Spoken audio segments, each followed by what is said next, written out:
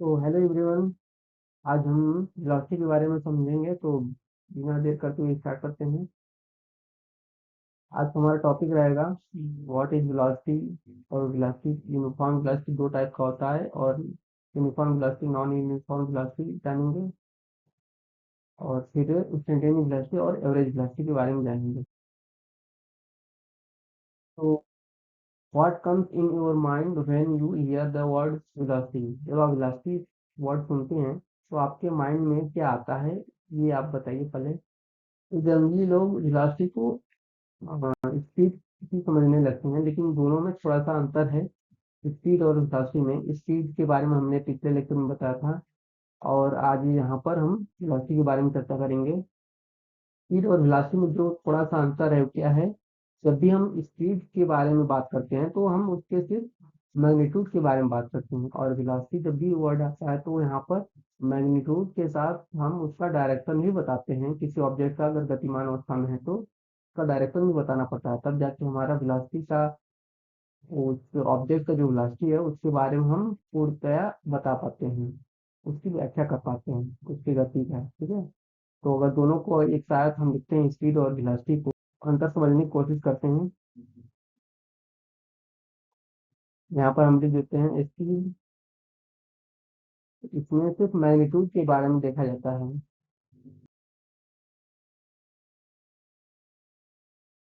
पर मैग्नीट्यूड के बारे में बात किया जाता है। जैसे कोई ऑब्जेक्ट है, गतिमान अवस्था में है, तो हम बोलते हैं 45 किलोमीटर पर आवर से चल रहा है। ठीक है, तो ये क्या है, मैग्नीट्यूड हम बता रहे हैं सिर्फ ना। अगर हम बोल रहे हैं 20 मीटर पर सेकंड से ऑब्जेक्ट की ये स्पीड है, चल रहा है, इतनी स्पीड से चल रहा है, ये सिर्फ क्या है, मैग्नीट्यूड है बता रहे हैं। हम उसके डायरेक्शन के बारे में नहीं बता रहे हैं किस दिशा में चल रहा है। ऐसे जब बात करते हैं हम, तो इसको क्या बोला जाता है, स्पीड की हम व्याख्या कर रहे हैं बस इस ऑब्जेक्ट का। अगर वही वेलोसिटी के बारे में बात किया जाए, तो वेलोसिटी में मैग्नीट्यूड प्लस डायरेक्शन दोनों, एंड डायरेक्शन, ये दोनों जब तक बताएंगे तब जाके हमारा उस ऑब्जेक्ट के वेलोसिटी के बारे में हम पूरी तरीके से व्याख्या कर पाएंगे। तो मैग्नीट्यूड अब यहाँ पर अगर बताना हो तो हम 45 किलोमीटर पर आवर, सिर्फ इतना ही बताना से हमारा वेलोसिटी के बारे में पूरी तरीके से नहीं बताएंगे। अब ये इसके साथ डायरेक्शन भी बताना होगा कि इतना तो स्पीड से चल रहा है ऑब्जेक्ट, वो किस डायरेक्शन में जा रहा है। तो हम बताएंगे 45 किलोमीटर पर आवर से नॉर्थ डायरेक्शन में जा रहा है, नॉर्थ डायरेक्शन में यह गति कर रहा है। ठीक है, यहाँ पर देखिए दो चीजें आ गई ना, ये मैग्नीट्यूड बता रहा है और डायरेक्शन ये बता रहा है, लेकिन यहाँ पर डायरेक्शन को बताने की कोई जरूरत नहीं थी स्पीड में। ठीक है। अब यहाँ पर वेलोसिटी के बारे में डायरेक्शन ये नॉर्थ लिखे हैं। कोई भी डायरेक्शन होता है, ईस्ट होगा तो ईस्ट लिखेंगे, वेस्ट होगा तो वेस्ट लिखेंगे, लेकिन डायरेक्शन बताने के लिए कई सारे तरीके हैं। एक तो वेक्टर मेथड से होता है, दिखाया जाता है, या पोजीशन बोल सकते हैं।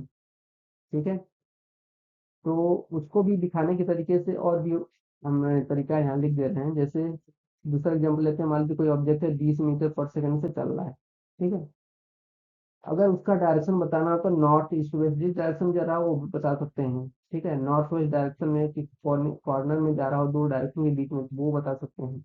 या फिर पोजीशन के टर्म बताना हो, ऐसे हम आई जे के फॉर्म में बताते हैं ना, आई कैप प्लस के कैप प्लस के कैप डिवाइड बाई √3, इस डायरेक्शन में जा रहा है। तो ये क्या है, एक डायरेक्शन है सिर्फ, इसमें मैग्नीट्यूड नहीं है कोई। तो ये कैसे आ रहा है, ये डायरेक्शन कैसे बताया जा रहा है, ये ओरिजिन के रेस्पेक्ट में ये डायरेक्शन बताया जा रहा है। तो ये सब डायरेक्शन लिखने का तरीका जो होता है, हम वेक्टर चैप्टर में पढ़ेंगे आगे, इसके बाद चैप्टर पढ़ेंगे तो उसमें हम देखेंगे कोई भी वेक्टर क्वांटिटी होता है तो उसको कैसे डायरेक्शन के रूप में दिखाते हैं, इस पोजीशन ओरिजिन के रेस्पेक्ट में। ठीक है, डायरेक्शन दिखाने के कई सारे तरीके हैं। आप पॉइंट भी बता सकते हैं कि ये ओरिजिन के रेस्पेक्ट में, यानी कि 0 0 से चलकर वो 4 5 की दिशा में जा रहा है, ऐसे भी बता सकते हैं। तो ये क्या हो गया, एक डायरेक्शन हो गया। ठीक है, अब इस डायरेक्शन को वेक्टर के फॉर्म में कैसे लिखा जाता है, इसको हम अगले चैप्टर में बताएंगे। फिलहाल यहाँ पर इतना ही समझने की जरूरत है कि स्पीड में सिर्फ मैग्नीट्यूड बताते हैं, और वेलोसिटी जब भी बताना हो तो हम मैग्नीट्यूड के साथ डायरेक्शन भी बता रहे हैं। ठीक है, यहाँ पर ये भी डायरेक्शन है, ये भी एक डायरेक्शन है, ये भी डायरेक्शन दिखाने का एक तरीका है। ठीक, तो आगे चलते हैं अब। तो क्या होता है वेलोसिटी? क्योंकि वेलोसिटी एक वेक्टर क्वांटिटी है, तो यहाँ पे लिखा है velocity is a vector quantity, it includes both speed and direction. जब भी कोई वेक्टर क्वांटिटी होता है तो हम मैग्नीट्यूड के साथ डायरेक्शन भी बताते हैं। तो यहाँ पर स्पीड क्या है, एक मैग्नीट्यूड हो गया, और डायरेक्शन हो गया उसका डायरेक्शन, क्योंकि अगर बताना है तो अलग अलग तरीके से, हम कई तरीके से बता सकते हैं। ठीक है, और उसका जो यूनिट होता है मेजर करने के लिए, ऐसा यूनिट मीटर पर सेकेंड है। डायमेंशन फार्मूला अगर पूछा जाए वेलोसिटी का, तो हम इसके यूनिट से ही पता कर सकते हैं। यहाँ से मीटर पर सेकेंड है, तो मीटर को हम लिखते हैं लेंथ कैपिटल एल, और समय ये सेकेंड है, टाइम है तो टाइम के लिए हम, और नीचे है तो ऊपर ले जाएंगे टी की पावर -1 लिखना होगा। तो ये कैसे डायमेंशनल फार्मूला लिखा जाता है, हमने दूसरे चैप्टर में भी पढ़ा था। स्पीड के लिए भी यही होता है ऐसे, डायमेंशनल फार्मूला भी एल टी की पावर -1, स्पीड और वेलोसिटी के लिए सेम होगा। अंतर क्या हो रहा है स्पीड और वेलोसिटी में, कि वेलोसिटी एक वेक्टर क्वांटिटी है और स्पीड एक स्केलर क्वांटिटी है। तो यहाँ पर जो भी वेक्टर क्वांटिटी होगा उसके मैग्नीट्यूड के साथ डायरेक्शन भी दिखाना होगा, लेकिन स्केलर क्वांटिटी है तो उसमें डायरेक्शन दिखाने की जरूरत नहीं पड़ती है, वो सिर्फ मैग्नीट्यूड बता देंगे तभी उसका काम हो जाएगा। ठीक है, आगे चलते हैं। Understanding uniform velocity. Uniform velocity को बोला जाता है एक समान वेग।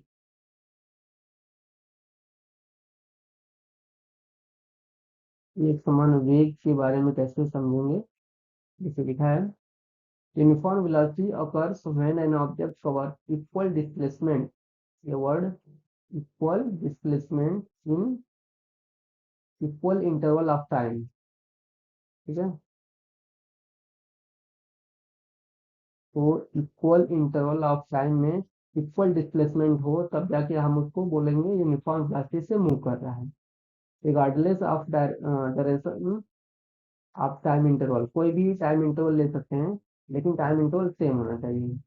जैसे कि अगर हम 0 से लेकर ऐसे डिवाइड कर दें, 1 सेकेंड, 2 सेकेंड, 3 सेकेंड, 4 सेकेंड ऐसे करके, तो आप चाहे तो एक एक सेकेंड, हर एक सेकेंड में देखिए कितना उसका डिस्प्लेसमेंट हो रहा है। तो ये भी 1 सेकेंड है, ये भी 1 सेकेंड है, ये भी 1 सेकेंड है, इन तीनों में अगर क्या नाम है इक्वल डिस्प्लेसमेंट होगा तो हम बोलेंगे यूनिफॉर्म वेलोसिटी है। या फिर एक एक सेकेंड ना लेने के बजाय आप दो दो सेकेंड का लीजिए, दो दो सेकेंड का टाइम इंटरवल लीजिए। 0 से लेकर 2 तक 2 सेकेंड हो गया ना, यहाँ भी 2 सेकेंड हो गया। अब 1 से लेकर 3 सेकेंड तक, ये भी तो 2 सेकेंड हुआ। इस 2 सेकेंड में भी आप देखिए क्या इक्वल डिस्प्लेसमेंट हो रहा है, या 2 से लेकर 4 तक देखिए, ये भी तो 2 सेकेंड हुआ। इंटरवल कोई भी हो लेकिन समान होना चाहिए, 2 सेकेंड का ले रहे हैं, दो दो सेकेंड के लिए देखिए। अगर 2 सेकेंड में इक्वल डिस्प्लेसमेंट हो रहा है तो हम बोलेंगे यूनिफॉर्म वेलोसिटी से मूव कर रहा है ऑब्जेक्ट। डिस्प्लेसमेंट भी क्या है, एक वेक्टर क्वांटिटी है, डिस्प्लेसमेंट भी बताना होगा इसके बारे में, तो हम डायरेक्शन बताएंगे मैग्नीट्यूड के साथ। ठीक, तो डिस्प्लेसमेंट का मतलब हो गया विस्थापन। तो समान विस्थापन हो समान इंटरवल ऑफ टाइम में, तब उसको बोलेंगे यूनिफॉर्म वेलोसिटी, एक समान वेग बोलेंगे। और सिंपली नॉन यूनिफॉर्म का डिफिनेशन क्या हो जाएगा, नॉन यूनिफॉर्म वेलोसिटी का, non uniform velocity occurs when an object covers unequal हो जाएगा यहाँ, अनइक्वल डिस्प्लेसमेंट होगा in equal interval of time में, तब उसको नॉन यूनिफॉर्म वेलोसिटी बोल देंगे। नॉन यूनिफॉर्म वेलोसिटी को हिंदी में असमान वेग बोला जाता है।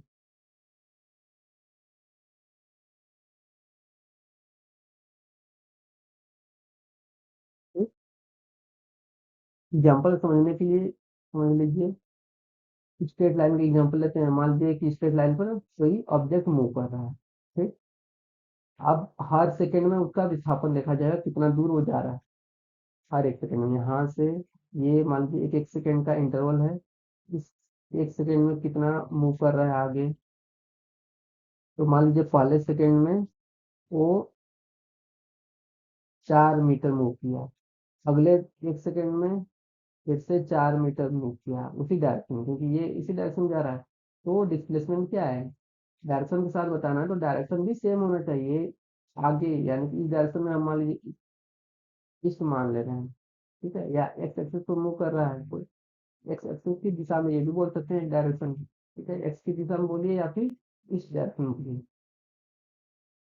तो पहले सेकंड में 4 मीटर मूव किया, दूसरे सेकंड में भी 4 मीटर मूव किया, तीसरे सेकंड में भी देखना चाहें तो उसमें भी 4 मीटर मूव कर रहा है। तो ये क्या बोलेंगे, तो हर सेकंड में, यानी कि हर इंटरवल ऑफ टाइम में समान डिस्प्लेसमेंट हो रहा है ना, 4 मीटर 4 मीटर 4 मीटर, तो डायरेक्शन भी सेम है, ईस्ट ईस्ट ईस्ट, यानी कि डिस्प्लेसमेंट समान है। तो इसको क्या बोला जाएगा, ये एक समान वेग बोला जाएगा, ये यूनिफॉर्म वेलोसिटी मोशन हो रहा है। लेकिन वही अगर 1 सेकंड में 4 मीटर चल रहा है, दूसरे सेकंड में 3 मीटर चल रहा है, तीसरे सेकंड में फिर 10 मीटर चल रहा है, चौथे सेकंड में फिर 8 मीटर चल रहा है, अलग अलग चल रहा है हर सेकंड में, तो क्या बोला जाएगा, इसको नॉन यूनिफॉर्म वेलोसिटी बोल दिया जाएगा पहले, ठीक है। इसमें मैग्नीट्यूड बदल जाएगा, या फिर ऐसा भी हो सकता है नॉन यूनिफॉर्म वेलोसिटी का, जैसे कोई एग्जाम्पल अब ले लेते हैं, सर्कल में मूव कर रहा है और इसका रेडियस 1 मीटर मान लेते हैं, इस पर कोई ऑब्जेक्ट मूव कर रहा है मान लीजिए 4 मीटर पर सेकंड, ठीक है, उसका हर समय जो ये मैग्नीट्यूड है 4 मीटर पर सेकंड से मूव कर रहा है, यहाँ भी ये रह रहा है या दूसरे पॉइंट चला जा रहा है, यहाँ भी 4 मीटर पर सेकंड, यहाँ भी 4 मीटर पर सेकंड, यहाँ आया तभी 4 मीटर पर सेकंड, अभी इस वाले पॉइंट पर भी 4 मीटर पर सेकंड, हर एक एक सेकंड में वो कुछ ना कुछ आगे बढ़ रहा है। तो अगर इसमें पूछा जाएगा क्या ये यूनिफॉर्म वेलोसिटी है, तो बोलेंगे यहाँ पर नहीं, क्यों, क्या रीजन है, हर हर एक सेकंड में तो कुछ डिस्प्लेसमेंट तो हो रहा है उसका, ये डिस्प्लेसमेंट देखा जाएगा, यहाँ से यहाँ तक 1 सेकंड में जितना तय किया, यहाँ से यहाँ तक जितना तय किया डिस्प्लेसमेंट, वो डिस्प्लेसमेंट इक्वल होने के बावजूद भी हम उसको नॉन यूनिफॉर्म वेलोसिटी बोल रहे हैं, क्यों, क्योंकि यहाँ पर डायरेक्शन बदल रहा है, देखिए पहले वाले सेकंड में यहाँ पर जब मूव किया है तो ये डायरेक्शन, इस डायरेक्शन में जा रहा है, ठीक, अगले 1 सेकंड में जो डिस्प्लेसमेंट हुआ है भले मैग्नीट्यूड बराबर हो, लेकिन जो डायरेक्शन उसका इस डायरेक्शन में हो गया है, ये डायरेक्शन सेम थोड़ी है, ये तो अलग है। तीसरे 1 सेकंड में देखा जाएगा तो भले ही उसका डिस्प्लेसमेंट जो उसका मैग्नीट्यूड है वो समान हो, लेकिन इसका डायरेक्शन अब देखिए इस डायरेक्शन में जा रहा है, तो ये डायरेक्शन भी फिर तीनों डायरेक्शन अलग हैं, तो चाहे डायरेक्शन बदल जाए या फिर कोई उसमें से मैग्नीट्यूड बदल जाए, अगर बदलेगा तो समझो समझिए उसको हम बोलेंगे नॉन यूनिफॉर्म वेलोसिटी, उसको असमान वेग बोला जाएगा, ठीक है, समझ में आ गया, आगे चलते हैं। अब है कैरेक्टरिस्टिक ऑफ यूनिफॉर्म वेलोसिटी, कैसे समझेंगे कि यूनिफॉर्म वेलोसिटी का क्या क्या गुण है, कैसे हम समझेंगे वो यूनिफॉर्म वेलोसिटी है। उसके लिए देखिए कंडीशन क्या है, constant speed and direction, uniform velocity तभी होगा जब स्पीड भी कांस्टेंट हो, डायरेक्शन भी कांस्टेंट हो, डायरेक्शन कांस्टेंट होने का मतलब जिस डायरेक्शन में जा रहा है उसी डायरेक्शन में चलता है, और स्पीड कांस्टेंट होने का मतलब मैग्नीट्यूड उसका कांस्टेंट होना चाहिए, हर सेकंड में जितना जा रहा था पहले सेकंड में उतना ही, दूसरे सेकंड में उतना ही, तीसरे सेकंड में मूव करें, ठीक है। और क्या, कैसे पता कर सकते हैं कि यूनिफॉर्म वेलोसिटी है, ग्राफ से पता कर सकते हैं, graph of distance versus time is straight line, तो ग्राफ से जैसे अगर हमने बना दिया ये डिस्टेंस टाइम का ग्राफ, ठीक है, तो अगर इस पर कोई भी ग्राफ बना हो, अगर वो स्ट्रेट लाइन बना है, चाहे ऐसे हो सकता है, चाहे ऐसे हो जाए, चाहे ऐसे हो जाए, कैसे भी हो, लेकिन कोई इसमें कोई भी एक ग्राफ रहेगा तो स्ट्रेट लाइन है, तो स्ट्रेट लाइन अगर ग्राफ है तब हम बोलेंगे यूनिफॉर्म वेलोसिटी से वो ऑब्जेक्ट मूव कर रहा है, ठीक है। लेकिन वही अगर कर्व हो या फिर ये स्ट्रेट लाइन अलग अलग पार्ट में बता रहे हैं, जैसे एग्जांपल के लिए ऐसे बता दीजिए, ये स्ट्रेट लाइन यहाँ पर बना, फिर ऐसे हो गया कुछ समथिंग, फिर ऐसे हो गया, या नीचे और चला गया, नीचे जाना नहीं जा सकता क्योंकि डिस्टेंस क्या है, पॉजिटिव हमेशा क्वांटिटी होता है। तो यहाँ पर देखिए स्ट्रेट लाइन ये भी, ये स्ट्रेट लाइन ये भी स्ट्रेट लाइन है, लेकिन ये जो ग्राफ बना हुआ है आपका, ये अलग अलग पार्ट में बना हुआ है ना, तो यहाँ से लेकर इस इंटरवल तक, ये जितना भी टाइम रहेगा इस इंटरवल तक, इस इंटरवल के लिए तो हम बोल सकते हैं कि यूनिफॉर्म वेलोसिटी है, लेकिन पूरे टाइम के लिए यहाँ से लेकर यहाँ तक हम यूनिफॉर्म वेलोसिटी नहीं बोल सकते, क्योंकि अब पूरे इंटरवल के लिए यहाँ पर क्या है, ये स्ट्रेट लाइन नहीं है ना, बस उसके कुछ थोड़े पार्ट के लिए स्ट्रेट लाइन। तो अलग अलग पार्ट के लिए अगर पूछेगा कि यूनिफॉर्म वेलोसिटी है कि नहीं है, तब बोल सकते हैं हाँ यूनिफॉर्म वेलोसिटी है। लेकिन अगर कुछ नहीं बोला जा रहा है, किसी इंटरवल के लिए बताना है आपको, तो हम समझते हैं कि पूरे इंटरवल के लिए पूछा जा रहा है। अब पूरे इंटरवल के लिए तो स्ट्रेट लाइन है ही नहीं, यहाँ से जाने के बाद फिर ये स्ट्रेट लाइन क्या हो गया, मुड़ गया, इस डायरेक्शन में जाने लगा, फिर उसके बाद ये नीचे आने लगा। तो इसलिए इस ग्राफ को हम क्या बोलेंगे, ऐसा ग्राफ बना ही रहेगा तो इसको हम नॉन यूनिफॉर्म वेलोसिटी बोलेंगे। नॉन यूनिफॉर्म वेलोसिटी यहाँ पर हो जाएगा, ठीक है। और इसमें से कोई एक भी ग्राफ है स्ट्रेट लाइन सिर्फ रहे, तो हम बोल देंगे क्या ये यूनिफॉर्म वेलोसिटी। यूनिफॉर्म वेलोसिटी यहाँ पर, ठीक है। ये समझाने का तरीका है ग्राफ से। और उस तरह तो हम ये देख सकते हैं स्पीड और डायरेक्शन दोनों कांस्टेंट होना चाहिए। एग्जांपल के लिए कैसे है, क्या है, एक car moving at A study speed on a straight road. Straight road होना चाहिए। अब स्ट्रेट रोड ना हो तभी क्या वो यूनिफॉर्म वेलोसिटी होगा, नहीं हो सकता, क्योंकि अगर रोड ही टेढ़े मेढ़े हैं तो मतलब गाड़ी जैसे चल रही है रोड पे चलेगी तो वो भी टेढ़े मेढ़े जाएगी, और टेढ़े मेढ़े जाने का मतलब उसका डायरेक्शन भी बदलता रहेगा, और डायरेक्शन बदलेगा तो यूनिफॉर्म वेलोसिटी नहीं होगा, क्योंकि यूनिफॉर्म वेलोसिटी के लिए कंडीशन ही है डायरेक्शन भी कांस्टेंट होना चाहिए। डायरेक्शन ही बदलने लगे तो कहाँ से यूनिफॉर्म वेलोसिटी होगा, ठीक है। तो ये एग्जांपल है कि अगर कोई कार है, अगर चल रहा है स्ट्रेट लाइन में चल रहा है और स्टडी स्पीड है, स्टडी स्पीड करने का मतलब क्या हो गया, आप समझिए एक कांस्टेंट स्पीड से जा रहा है, कांस्टेंट स्पीड से जा ही रहा है और स्ट्रेट लाइन में जा रहा है, दोनों कांस्टेंट हो गए।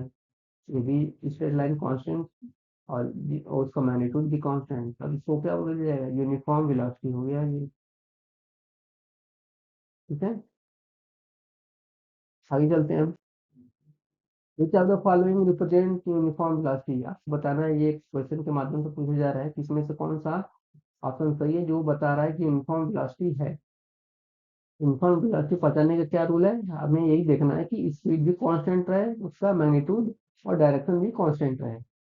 अगर दोनों कांस्टेंट होगा तो यूनिफॉर्म वेलोसिटी होगा, अदरवाइज इनमें से कोई भी एक कांस्टेंट नहीं है, चाहे स्पीड ना हो तभी नॉन यूनिफॉर्म हो जाएगा, अगर डायरेक्शन भी बदलता रहे तभी वो नॉन यूनिफॉर्म हो जाएगा। तो देखिए पहला एग्जाम्पल क्या दिया हुआ है, पहला option, A car moving at A 60 kilometre per hour on a straight road.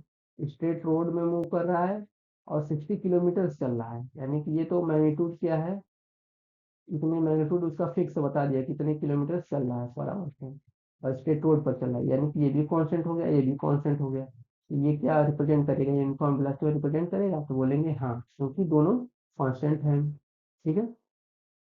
ये ऑप्शन क्या हो जाएगा, सही हो जाएगा आपका, क्योंकि ये यूनिफॉर्म वेलोसिटी रिप्रेजेंट करता है। दूसरा देख सकते हैं, a bike accelerating from 0 to 30 kilometre per hour. अब ये देखिए कहीं भी चल रहा हो उसका मैग्नीट्यूड ही बदला, पहले उसका स्पीड 0 था जहाँ से स्टार्ट किया था, 0 से 1 2 3 4 5 ऐसे करते करते वो 30 तक पहुंच गया है, 30 किलोमीटर पर आवर है। तो पहले स्पीड 0 था, अब फिर 30 हो गया है, तो यही बदल गया है, बदलता हुआ जा रहा है, तो क्या हो गया ये स्पीड इसका, यानी कि मैग्नीट्यूड कांस्टेंट नहीं है, कांस्टेंट नहीं तो यूनिफॉर्म वेलोसिटी नहीं है, ये यूनिफॉर्म वेलोसिटी नहीं है। ठीक, अगला option, a train slowing down at at a station. Slowing down यानी कि कोई स्टेशन आ गया है, ट्रेन चल रही थी, अब वो क्या है, स्टेशन पर रुकने वाली है, स्लो हो रही है, यानी कि पहले स्पीड मान लीजिए कुछ था 30 किलोमीटर पर आवर, समझिए ऐसे जा रही है, ठीक।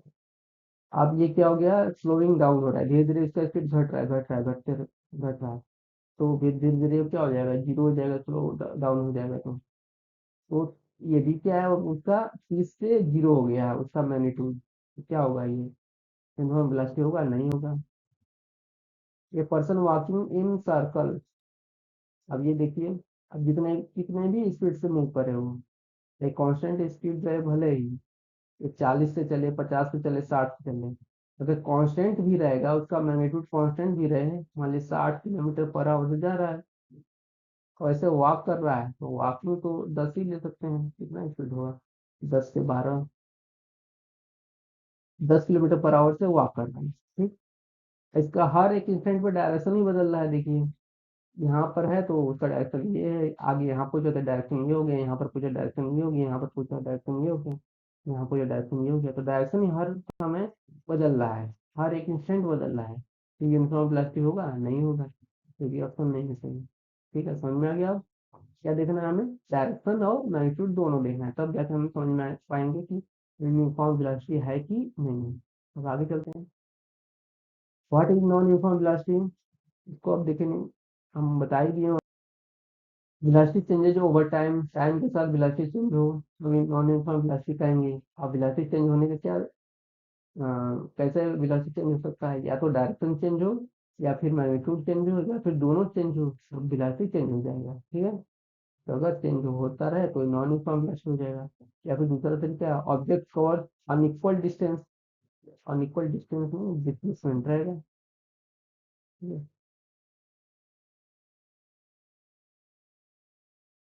Object cover unequal displacement in equal interval time, तो इसको बोला जाएगा कि नॉन यूनिफॉर्म वेलोसिटी।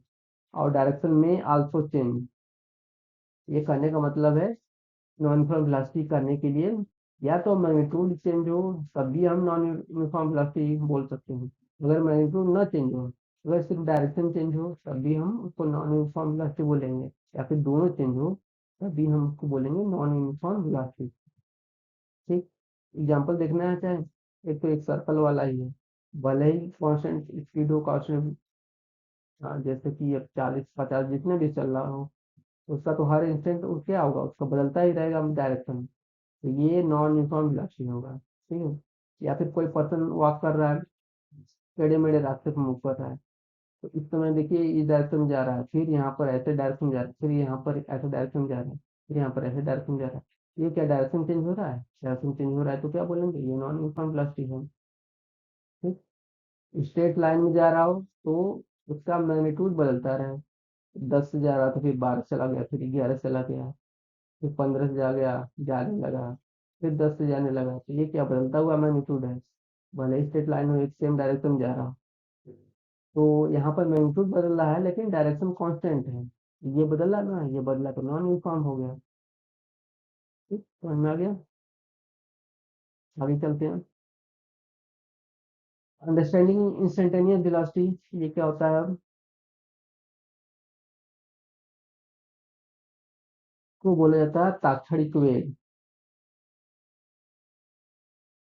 का। एक मिनट, तो इसको बोला जाता है तात्क्षणिक वेग, ठीक है। इंस्टेंटेनियस वेग है ये, एट इंस्टेंट पूछा जाता है कितना है इसका स्पीड वो बताइए, कितना वेलोसिटी वो बताइए। तो एट इंस्टेंट पूछा जाए तो तात्क्षणिक बोला जाता है, ठीक है। Instantaneous velocity is the velocity of an object at a specific moment, जिस भी मोमेंट को पूछा जाए at a specific moment in time, it can be determined using calculus और by looking at a speedometer in a vehicle. क्योंकि at instant पूछा जाएगा तो हम स्पीडोमीटर बाइक में जो लगा रहता है कि अभी इसमें स्पीड कितना चल रहा है, कितना वेलोसिटी ये बताइए, तो वहां पर हम वो स्पीडोमीटर को देखकर बता सकते हैं कि इस डायरेक्शन में इतनी स्पीड चल रहा है, इस डायरेक्शन में इतनी स्पीड से चल रहा है, ठीक है। और दूसरा तरीका क्या है? कैलकुलस, कैलकुलस मीन्स यहाँ पर इसका मतलब है कि आप ग्राफ के माध्यम से भी बता सकते हैं, ठीक है।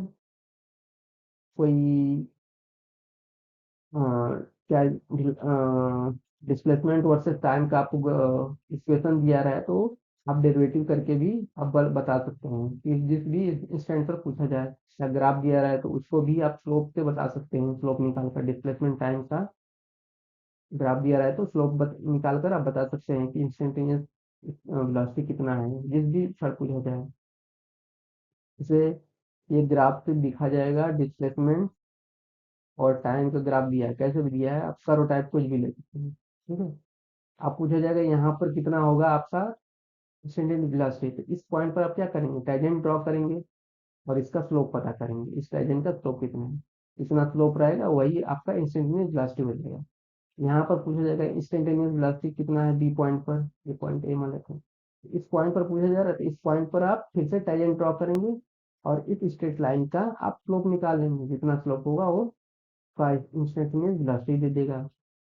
या फिर दूसरा तरीका क्या है, कोई इक्वेशन दिया है डिस्प्लेसमेंट टाइम का, जैसे D is equal to T square plus 3t plus 2, इस टाइप का इक्वेशन दिया रहा है, तो आप इसको डेरिवेटिव करके इंस्टेंटेनियस वेलोसिटी पता कर सकते हैं। इसका डेरिवेटिव होगा 4t प्लस 3। ठीक है, अब जिस भी टाइम पर पूछा जाए, t इक्वल टू 0 पूछा जाए, 1 सेकेंड पर, 2 सेकेंड पर, 2.5 सेकेंड पर पूछा जाए, किसी भी इंस्टेंट पर पूछा जाए, आप इसमें वैल्यू पुट करके वो इंस्टेंटेनियस वेलोसिटी बता सकते हैं। ठीक है, ये इसका कहने का मतलब है, कैलकुलेट करने का मतलब है। ठीक, तो ये समझ में आ गया। आगे चलते हैं।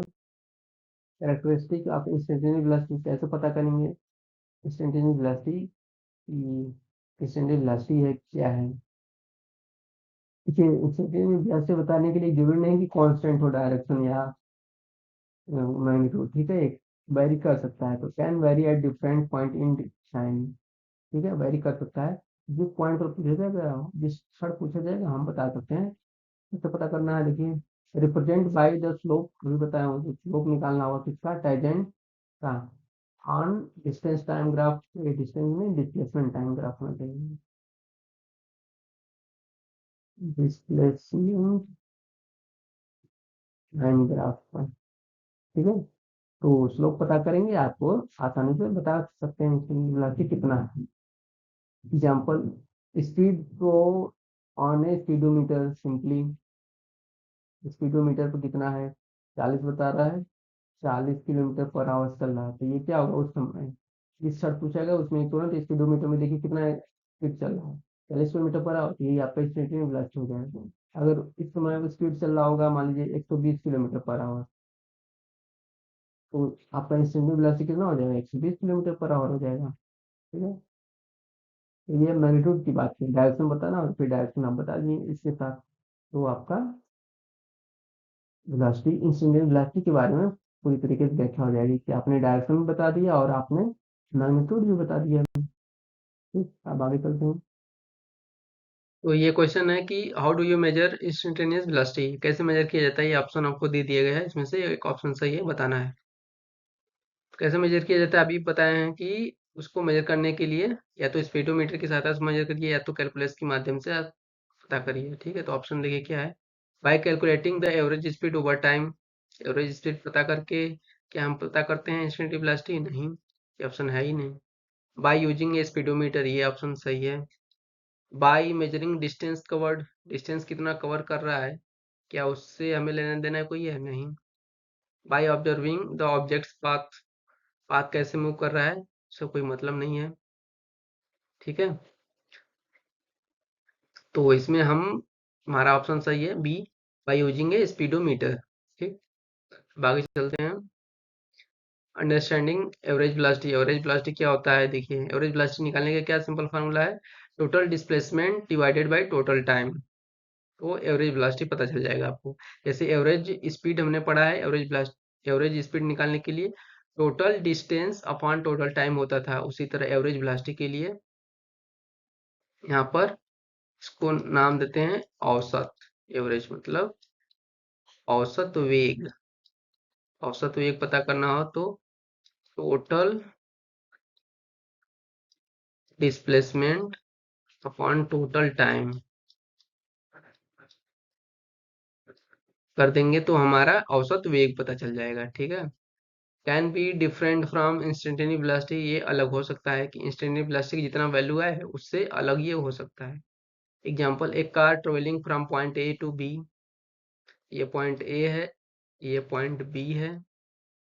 अब हर एक क्षण यहाँ से मान लीजिए 1 सेकंड ऑब्जेक्ट गया, तेजी से गया, फिर धीमा गया, फिर तेजी से गया, फिर धीमा करते करते करते फिर बी पर पहुंच गया, तो हर एक इंस्टेंट पूछा जाएगा इंस्टेंटेनियस वेलोसिटी, तो यहाँ पर कुछ ज्यादा आएगा, यहाँ पर धीमा हो रहा था स्पीड तो कम हो जाएगा, यहाँ पर और कम हो जाएगा, यहाँ पर कुछ और कम बताएगा। इंस्टेंटेनियस वेलोसिटी क्या हो रहा है, वेरी हो रहा है।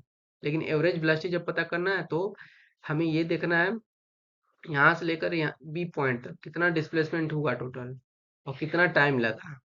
ठीक है, तो टोटल डिस्प्लेसमेंट इतना हो गया और टोटल टाइम जितना लगा उसे डिवाइड कर देंगे तो हमारा एवरेज वेलोसिटी आ जाएगा। तो मान लीजिए ए से बी तक डिस्प्लेसमेंट है हमारा 400 मीटर का, ठीक है, और टाइम लगा हमारा 30 सेकंड या 40 सेकंड ले लीजिए। 40 सेकंड में 400 मीटर मूव किया है तो टोटल टाइम हमारा 40 सेकंड लगा और डिस्प्लेसमेंट हुआ हमारा 400 मीटर।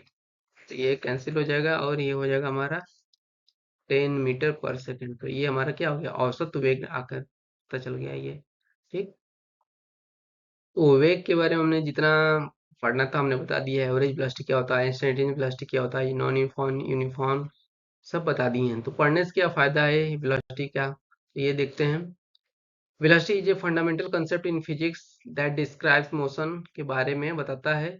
और understanding the differences between uniform, non uniform, instantaneous and average velocity, ये सारी चीजें जानने के बाद क्या करता है, ये हेल्प करता है हमारी एनालाइज करने के लिए and predict the behaviour of a moving object.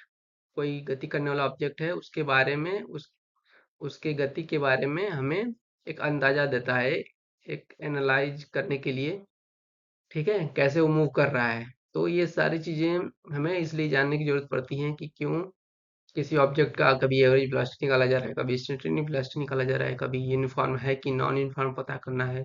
तो ऑब्जेक्ट के बारे में हम काफी सटीक तरीके से हम उसके बारे में बता सकते हैं। ठीक है, तो ये आज का जो लेक्चर था सिर्फ वेलोसिटी के बारे में था। आगे हम एक्सेलरेशन के बारे में पढ़ेंगे, यानी कि त्वरण के बारे में। तो आज तक यहीं तक रहने देते हैं। Thank you.